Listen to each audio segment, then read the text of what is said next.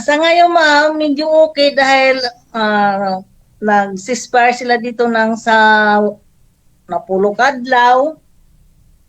Opo. Pero hindi na mo magbalaan kung pagtapos ceasefire sa napulog adlaw kung maging okay o mas lala pa ang sitwasyon Mm, mm, o mm. sana okay na ang lahat pero yun lang ang ano masabi ko dahil ceasefire sa napulog adlaw karon diri sa Lebanon ma'am. Ti sang nagligad pa nga si Mana ma'am, wala na sa mga missiles nga ginpalupad dira temporarily. Naagihapon ma'am pero medyo mga distansya mga 20 minutos, 10 minutos amo na. Ti subong nga adlaw ma'am, apisar pa man may ceasefire, may ara gihapon sa naga arulupad dira nga mga missiles sa inyo. Wala ma'am pero mabatian namon ang mga baril naman ang maano diri mabatian namo mga Mga linok nagabarilan panay naman ang naman. Mga linok panay sang pusil ma'am, ang batian nyo dira. oo ma'am. Oo. Nga may mga linok panay sang pusil ma'am, diin na siya nga area dapit dira sa inyo. Malapit lang gyapon sa ginatrabahoan ko ma'am ng lugar na Dahi. Mm. Diha laban jud ang may kanay sang baril diha jud banda. Duo lang diri.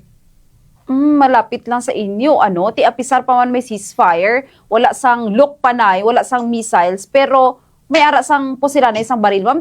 Ti kamusta dira Oo, ang oo, inyong sitwasyon, ma'am? Ang inyong adlaw-adlaw dira kung makita mo no, ang sitwasyon nyo dira sa Lebanon. May mga tawo bala nga nagagwa sa gwa panimalay, ma'am? Wala ma'am sa karon wala. Daw siguro hadlok man sila ma'am kay siyempre maskin wala ka labot-labot ang tao kung may timingan nga magbarilanay sila matamaan man na apoy matamaan nga kung magbarilanay sila ma'am dili ni mabalan ang tao diri ba sa sitwasyon kaya nagkarahadlokan din. Pero sa sitwasyon mo dira ka mo karon na Ma'am Leticia, ano? Paano imong adlaw-adlaw nga pakabuhian dira, ma'am? Paano ni nakaapekto sa imo ning giyera, ning tensyon sa Middle East, ma'am? Paano ka naapektuhan sini adlaw-adlaw? Siyempre ma'am pag makabati mi bomba o putok man o barilan siyempre doon lang sa balay mag ano gid mama magsidalagan nga siyempre nakahigda kami tungang gabi bigla lang may magputok tapos ano ang among gipuy-an nga balay ang bintana madala sa putok kusog magdalagan mi ma'am wala bra wala sinilas